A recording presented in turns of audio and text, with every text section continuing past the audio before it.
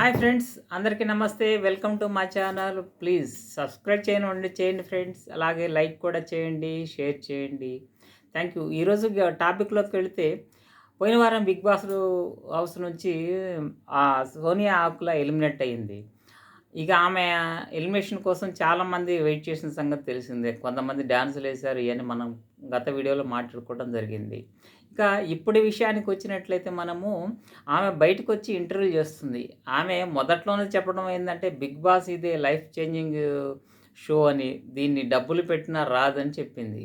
కానీ తన మనస్తత్వానికి తగ్గట్టు అక్కడ ఆడకుండా రకరకాల వేషాలు, హగ్గులు, ముద్దులతోని రెచ్చిపోయింది. చివరికి ఆమె 'బిగ్ బాస్' మీదనే రకరకాల అభండాలు వేసే స్థాయికొచ్చింది. ప్లస్ నాగార్జున గూడా ఇంటర్వ్యూస్‌లో మామూలుగా ఏసుకోవటం లేదు.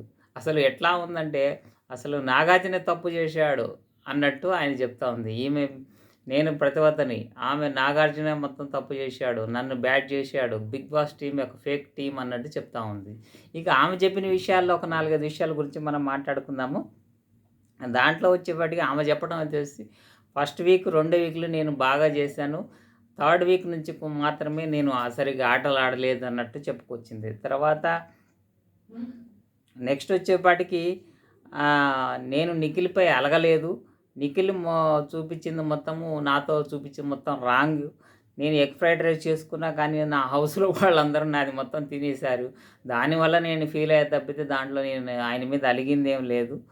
అందరూ నా ఒక్కరు కూడా ఆలోచించలేదు నా గురించని, అందరూ తినేసారని నేను అందుకోసమే నేను ఫీల్ అయ్యా తప్పితే నిఖిల్ మీద అలక కాదది అని చెప్పాను. కానీ దాన్ని వేరే రకంగా పోర్ట్రేట్ చేయడం జరిగింది.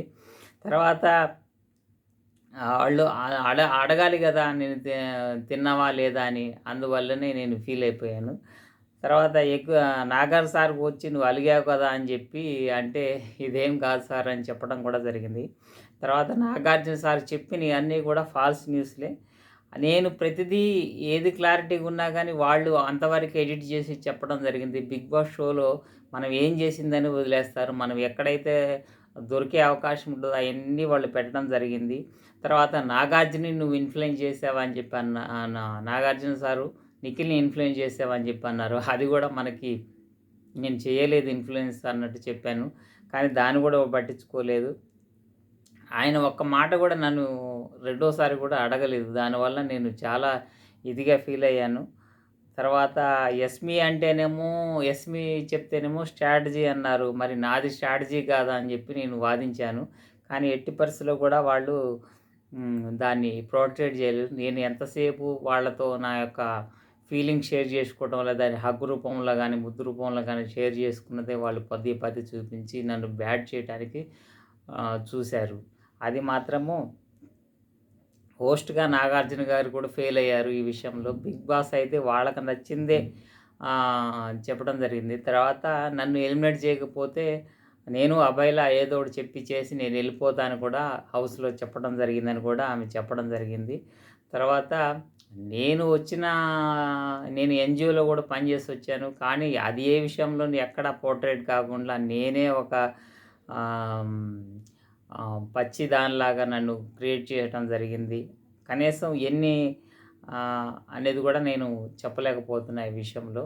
ఇదంతా 'బిగ్ బాస్' తప్పు. అసలు నేను 'బిగ్ బాస్' వచ్చిందే విన్ కావడానికి. ఇప్పటికీ నేను నమ్ముతున్నా నేను 'బిగ్ బాస్' విన్నర్‌నని అని చెప్పడం జరిగింది.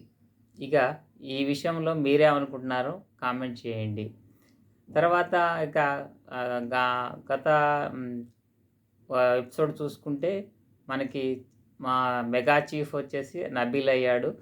గెలిచాడు తన టాస్క్‌లో. తర్వాత యథావిధిగా మనకంట ఏడుపులు అలాగనే ఉన్నాయి.